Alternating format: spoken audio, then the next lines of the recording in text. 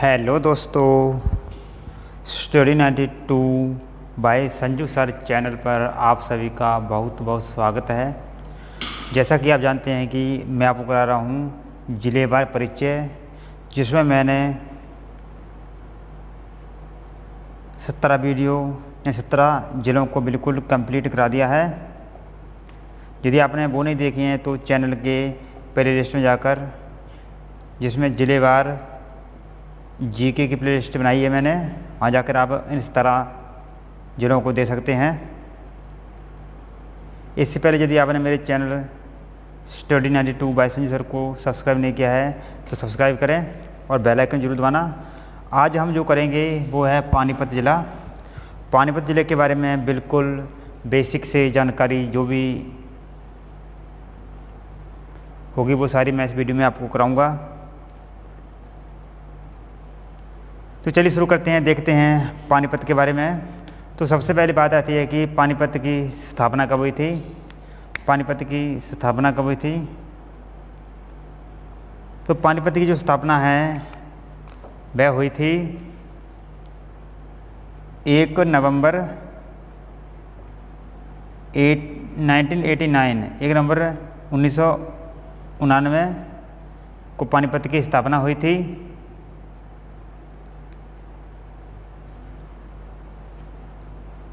एक नवंबर 1989 को 4 जिलों की स्थापना हुई थी। किनकी हुई थी? 4 जिलों की स्थापना हुई थी। याद करने की ट्रिक है कृपा। क्या है कृपा? के से आ गया कैथल, के से आ गया कैथल, आर से आ गया रेवाड़ी, पी से आ गया पानीपत और वाई से आ गया यमुनानगर। वाई से आ गया यमुनानगर। इन 4 जिलों की जो स्थापना है वह हुई थी 1 नवंबर 1999 यानी 1989 को इन 4 जिलों की स्थापना हुई थी। ठीक है, तो आज हम करेंगे सर पानीपत के बारे में। तो देखते हैं और कुछ। पानीपत हरियाणा का एक ऐसा ज़िला है जो 2 बार ज़िला बनाया गया था। पहली बार ये बनाया गया था, पहली बार बनाया गया था 1 नवंबर 1989 को। करनाल से अलग करके यह ज़िला बनाया गया था। फिर 1991 को फिर से करनाल में मिला दिया गया। 1991 को फिर से करनाल में मिला दिया गया था। बाद में फिर इसको 1 जनवरी 1992 को दोबारा ज़िला बनाया गया था। यानी पानीपत एक ऐसा ज़िला है जो 2 बार बना था। पहली बार 1 नवंबर 1999 को करनाल से बनाया गया था। 1991 से करनाल में मिला दिया गया था। अब बाद में फिर इसको 1 जनवरी 1992 में अलग ज़िला बनाया गया था। अब देखते हैं पानीपत का क्षेत्रफल क्या है। पानीपत का क्षेत्रफल देख लेते हैं।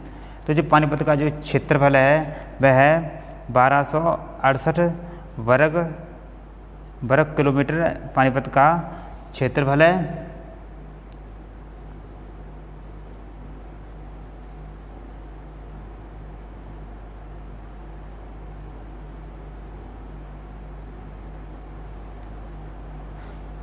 पानीपत का जो पुराना नाम है पानीपत का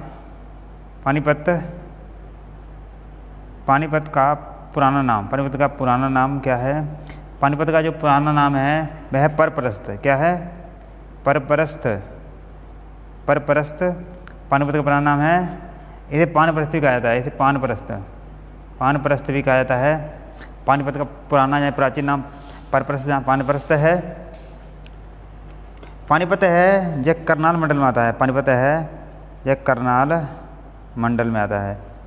पानीपत किस मंडल में आता है? तो जो पानीपत है यह करनाल मंडल में आता है। कौन सा? पानीपत करनाल मंडल में आता है। जो करनाल है जो जनसंख्या के हिसाब से सबसे छोटा मंडल है। करनाल है जो जनसंख्या के हिसाब से सबसे छोटा मंडल है।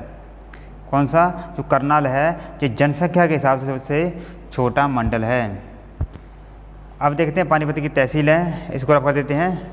तब तक आप इसको सीरियस नोट ले सकते हैं। आप साथ के साथ नोट बना लो, ठीक है, ताकि एग्ज़ाम के टाइम में आप उनको रिवीजन कर सकें। अब देखते हैं पानीपत की तहसील हैं, क्या देखते हैं, तहसीलें देखते हैं पानीपत की। एक तो पानीपत, खुद पानीपत भी है, पानीपत है, एक तो पानीपत है, ठीक है। दूसरी है समालखा, दूसरी कौन सी है, समालखा, ये पानीपत की तहसील है। मतलौड़ा, एक मतलौड़ा, एक मतलौड़ा है, एक बापोड़ा, एक है बापोड़ा, कौन सी, बापोड़ा, जिसे बापोली भी कहते हैं, इसको क्या कहते हैं, बापोली भी कहते हैं। इसको क्या कहीं कहीं बापोली लिखा होता है, बापोली, बापोड़ा या बापोली। और इसराना, और कौन सी है, इसराना, इसराना। ये सभी क्या हैं, जैसे पानीपत की क्या हैं, तहसीलें हैं, क्या हैं, तहसीलें हैं पानीपत की। पानीपत में विधानसभा सीट पानीपत ही है।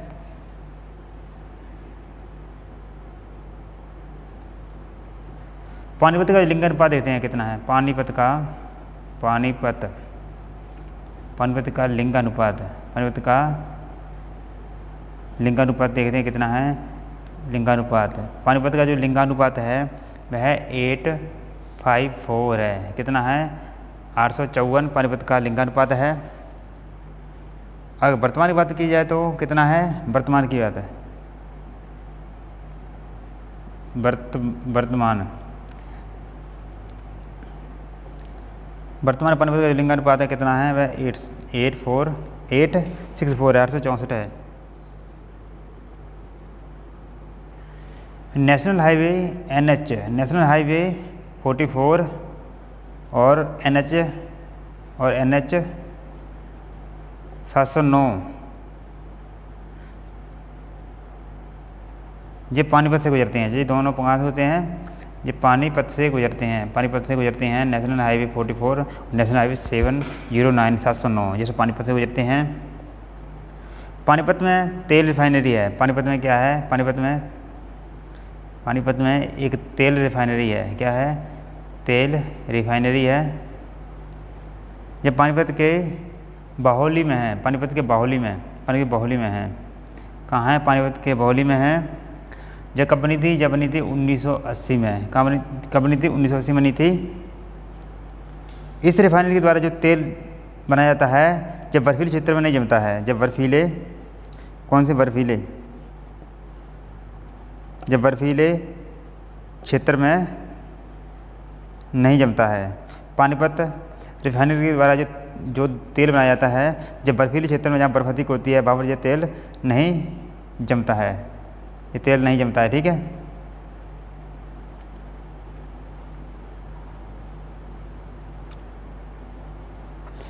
Panipat thermal power plant, Panipat में थर्मल पावर प्लांट है, जिसकी क्षमता कितनी है, इसकी क्षमता है 1367.8 मेगावाट, कितनी है, मेगावाट, 1367.8 मेगावाट। पानीपत में जो थर्मल पावर प्लांट है उसकी क्षमता है।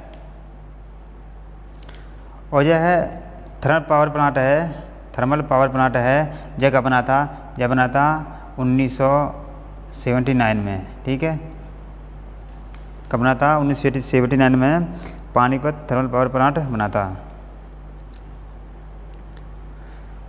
चलो इसको रफ करते हैं, चैनल को सब्सक्राइब कर दो। बस 18 ज़िलों को बिल्कुल कवर करा दिया है, अब 4 ज़िले रह गए हैं, इनको भी जल्दी मैं कंप्लीट करा दूंगा। चलो देखते पानीपत में और क्या है। पानीपत में देखो, एक तो है बलुजे समालखा, क्या है, बलुजे समालखा,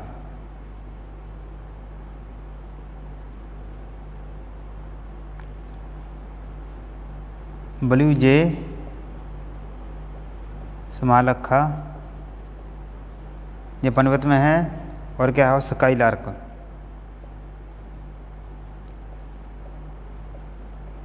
स्काईलार्क, कालअंब, कौन सा, काला अम्ब, काला अम्ब। जो काला अम्ब है इसका संबंध है वह पानीपत की तीसरी लड़ाई से है। काला अम्ब का संबंध है जब पानीपत की तीसरी लड़ाई हुई थी, थर्ड बैटल हुआ था, तीसरी लड़ाई हुई थी, कब हुई थी, 1761 में हुई थी। काला अम्ब का संबंध इस पानीपत के तीसरे युद्ध से है।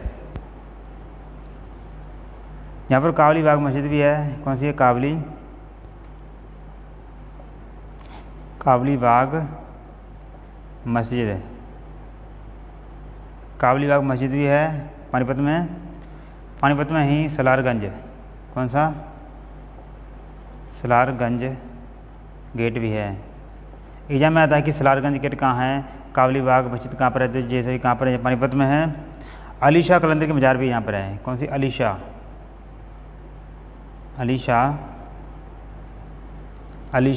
कलंदर,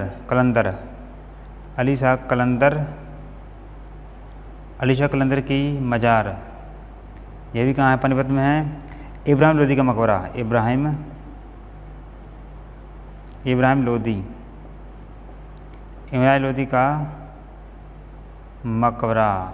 लोदी का मकबरा भी पानीपत में है। जैसे पानीपत में है बलूच जैसे मलक्का, पानीपत में है। स्काईलार्क, कालअंब, जिसका जो संबंध है पानीपत के तीसरे युद्ध से है, जो कि 1761 में हुआ था, अहमद शाह अब्दाली और मराठा के बीच हुआ था।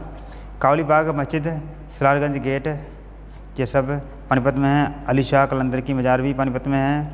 इब्राहिम लोदी का मकबरा भी कहाँ पर है, ये भी पानीपत में है। पानीपत में 1857 की जो क्रांति हुई थी उसका जो नेतृत्व है किसने किया था।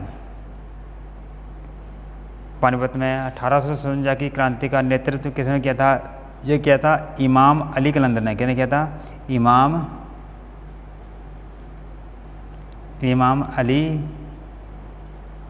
अली कलंदर ने 1857 की क्रांति का नेतृत्व किया था पानीपत से। पानीपत में ही दादा पोता का मंदिर है। पानीपत में दादा पोता, किसका, दादा पोता का मंदिर भी है, कहाँ पर है, तो ये भी पानीपत में है, दादा पोता का मंदिर। शनि मंदिर भी कहते हैं ऐसे। पाथरी माता का मंदिर भी है पानीपत में, कौन सा, पाथरी माता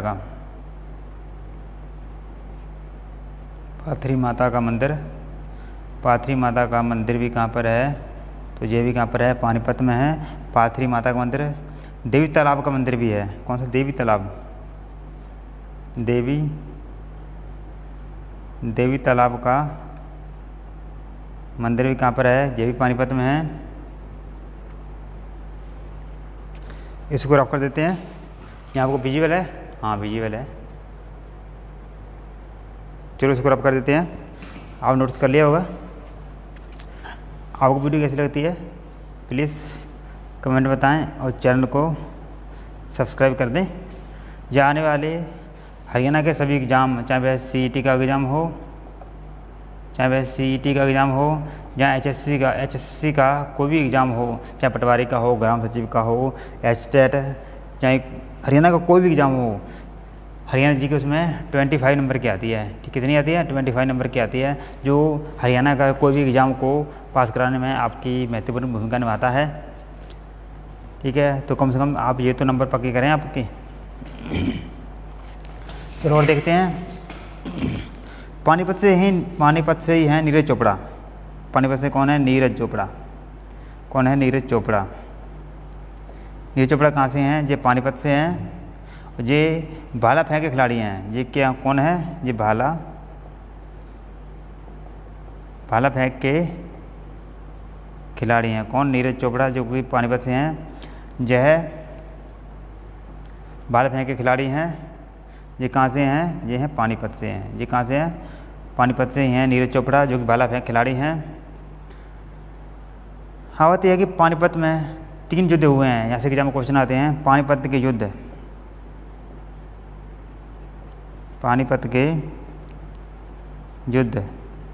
पानीपत में 3 युद्ध हुए हैं, जो बहुत इम्पोर्टेंट हैं। जो पहला युद्ध है वह हुआ था 21 अप्रैल 21 अप्रैल 1526 को हुआ था। बाबर और इब्राहिम लोदी के बीच हुआ था। किसके बीच? बाबर वर्सेस इब्राहिम लोदी वर्सेस इब्राहिम लोदी के बीच हुआ था, जिसमें बाबर जीत गया था और इब्राहिम लोदी की हार हो गई थी। दूसरा हुआ था 5 नवंबर 1556 को, जो अकबर और हेमू के बीच हुआ था। किसके बीच? अकबर वर्सेस हेमू। किसके बीच हुआ था? जो हुआ था अकबर और हेमू के बीच हुआ था, जिसमें अकबर जीत गया था और हेमू की हार हो गई थी। इसकी आंख में तीर लग गया था और इसकी हार हो गई थी। ठीक है, तो पहले में बाबर जीत गया था और दूसरे में अकबर जीत गया था। इधर इब्राहिम लोदी हार गया था और दूसरे में हेमू है वह हार गया था, उसकी सर्विस हो गई थी। ठीक है, अब देखते हैं पानीपत का। ये तो हो गया पानीपत का फर्स्ट, ये तो हो गया पानीपत का फर्स्ट युद्ध, सेकंड युद्ध। अब देखते हैं थर्ड युद्ध। कौन सा थर्ड युद्ध? देखते हैं तीसरा युद्ध। तीसरा युद्ध हुआ था 14 जनवरी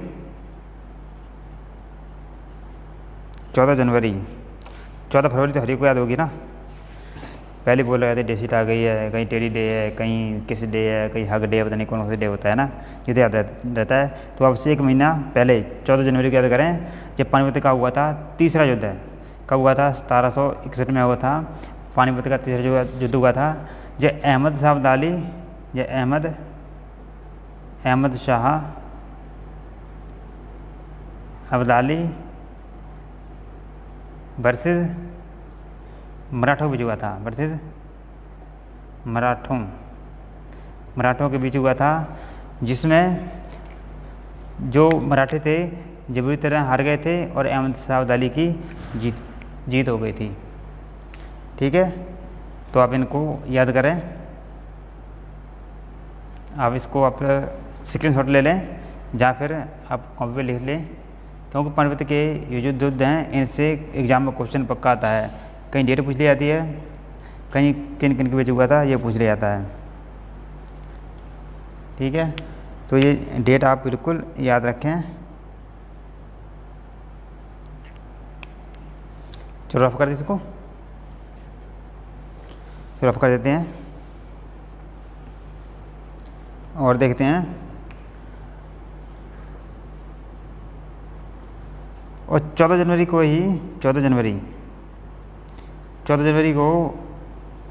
2018 को पहला मराठा दिवस मनाया गया था। 14 जनवरी 2018 को पहला मराठा दिवस मनाया गया था। एग्जाम में आता है कि पहला मराठा दिवस कब मनाया गया था, तो 14 जनवरी 2018 को पहला मराठा दिवस मनाया गया था। कहाँ पर? हरियाणा में। कहाँ मनाया गया था? ये हरियाणा मनाया गया था सिर्फ। ठीक है, हरियाणा में।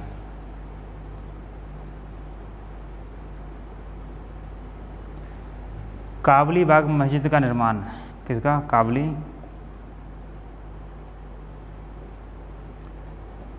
काबली बाग मस्जिद का निर्माण बाबर ने पहले युद्ध जीतने के दौरान करवाया था। किसने करवाया था? बाबर ने कराया था। किसने? बाबर कराया था। पानीपत का पहला युद्ध जीतने के बाद काबली बाग मस्जिद का निर्माण कराया था। काबली बाग मस्जिद का निर्माण कराया था। किसने? बाबर ने। पानीपत का पहला युद्ध जीतने के बाद काबली बाग मस्जिद का निर्माण करवाया था। पानीपत से ही हैं अल्ताफ हुसैन अली। कौन है? अल्ताफ। इसको रफ कर देते हैं इसके बारे में, क्योंकि यहाँ से एग्जाम में कई क्वेश्चन आते हैं अल्ताफ हुसैन अली के बारे में। तो देखते हैं अल्ताफ हुसैन अली कौन?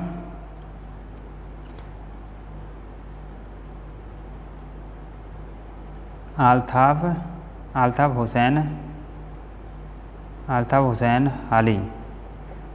इनसे एग्जाम में कोई क्वेश्चन आते हैं। तो अल्ताफ हुसैन अली का जो जन्म है, क्या है जन्म, इनका जन्म है कब हुआ था, इनका जन्म हुआ था 11 नवंबर 1837 को इनका जन्म हुआ था। और इनकी मृत्यु है वह कब हुई थी, तो 30 सितंबर 1914 को इनकी मृत्यु हो गई थी। इनके पिताजी का नाम क्या था, इनके पिताजी का जो नाम था वह था इज्जत बख्श। क्या नाम था, इज्जत बख्श।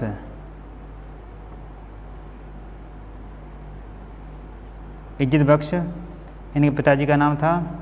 और माताजी का नाम क्या था, माताजी का जो नाम था वह नाम था उल रसूल था। क्या नाम था, उल रसूल। क्या नाम था, उल रसूल। उल रसूल इनकी माताजी का नाम था। जो हाली थे वह उर्दू भाषा के गज़ल गायक थे। कौन थे ये थे उर्दू भाषा के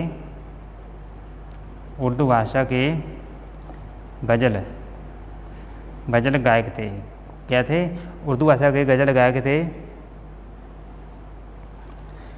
देखते हैं हाली की रचनाएं। हालता हुसैन हाली की देखते हैं रचनाएं कौन कौन सी हैं, रचनाएं। ठीक है, इनकी जो रचनाएं हैं, एक तो है यादगार ए हाली। एक कौन सी, एक तो यादगार ए हाली। यादगार ए हाली, हाया ए हाली। एक तो हया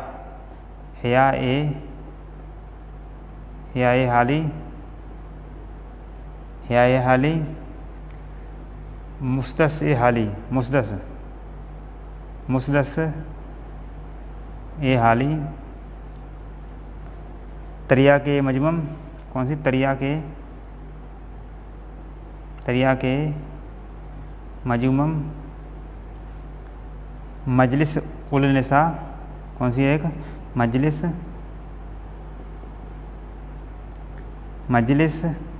उल नसा।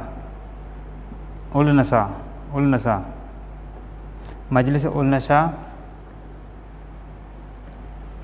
ये सभी हैं, ये हाली की क्या हैं, रचनाएं हैं। यादगार ए हाली, हया ए हाली, मुस्दस ए हाली, तरिया के मजमम और मजलिस उल नसा। इसको दोबारा लेते हैं। मजलिस क्या है, मजलिस उल नसा।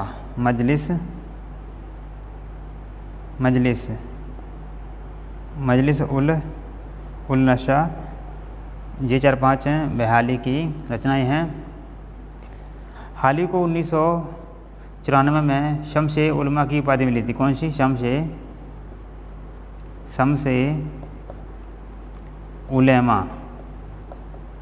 उलमा की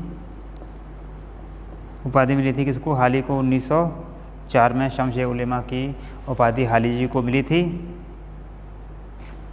जसवीर सिंह, इसको रख देते हैं। आप हाली के बारे में बिल्कुल मैंने डिटेल से करा दिया, आप स्क्रीनशॉट ले सकते हैं।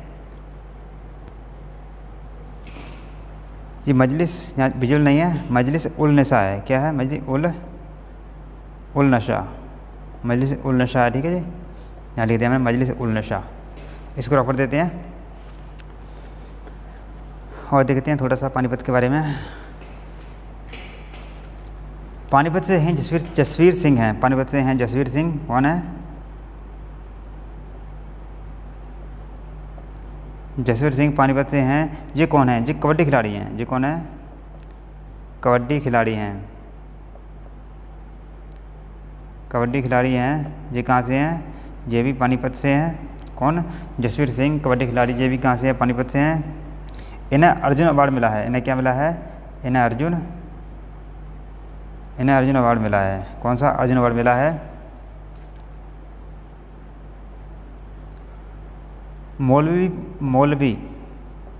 मौलवी पानीपत से हैं। कौन है, मौलवी पानीपत से हैं।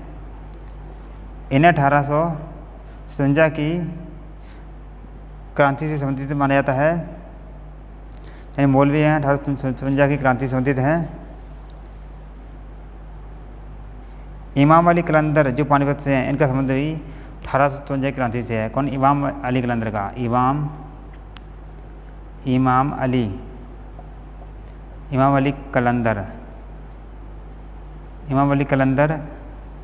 इमाम अली कलंदर का संबंध भी 1857 की क्रांति से है। किससे है? 1857 की क्रांति से है। इमाम अली कलंदर का जो संबंध है वह 1857 की क्रांति से है। किसका? इमाम अली कलंदर का। देशबंधु गुप्त ये भी पानीपत से हैं। ये कौन है? देशबंधु गुप्त ये भी पानीपत से हैं। ये स्वतंत्रता सेनानी हैं। ये कौन है? ये स्वतंत्रता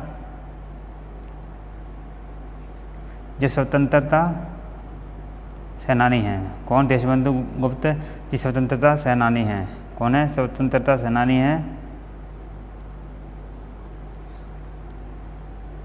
देशबंधु गुप्त ने हरियाणा को अलग अलग राज्य बनाने की मांग की थी। हरियाणा को अलग राज्य बनाने की मांग की थी। हरियाणा को अलग राज्य बनाने की मांग भी की थी। किसने? देशबंधु गुप्त ने हरियाणा को अलग राज्य बनाने की मांग भी की थी।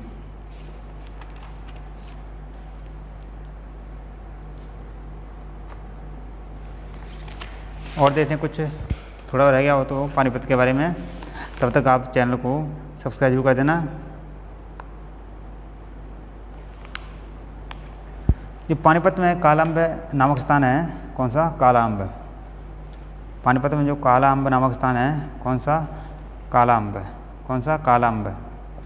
पानीपत में जो कालाअंब स्थान है जो 70,000 मराठों के बलिदान की कहानी बताता है। जो 70,000 मराठों की बलिदान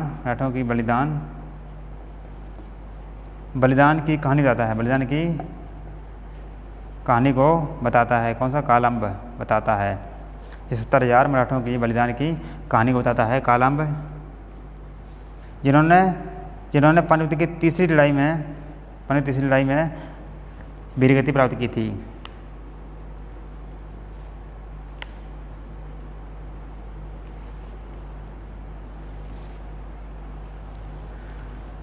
तो आज के लिए इतना काफ़ी है।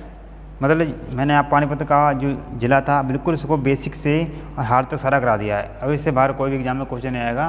पानीपत से जब भी कोई क्वेश्चन पूछा जाता है तो इससे बाहर कोई क्वेश्चन नहीं आएगा। तो मिलते हैं नेक्स्ट डिस्ट्रिक्ट में, देखते हैं कौन सा डिस्ट्रिक्ट कराऊँ। मैं आपको सोनीपत ज़िला कराऊँगा। 19वां सोनीपत ज़िला कराऊँगा शायद, पक्का नहीं है, देखूँगा कौन सा पहले कराऊँगा। तो सोनीपत करा दूँगा आपको। सोनीपत इनको मैं इकट्ठा करा दूँगा, कोई बात नहीं है। पानीपत आज करा दिया और कल सोनीपत करा दूँगा, ठीक है। 19वां ज़िला होगा। So thank for watching this my video. आप चैनल को सब्सक्राइब कर देना, लाइक शेयर और कमेंट भी कर देना। तो मिलते हैं नेक्स्ट ज़िले के साथ। तब तक रही जय हिंद, जय भारत। हंसते रहें, मुस्कराते रहें। तो bye, take care. Video share जरूर कर दें और चैनल को सब्सक्राइब कर दें। बाय।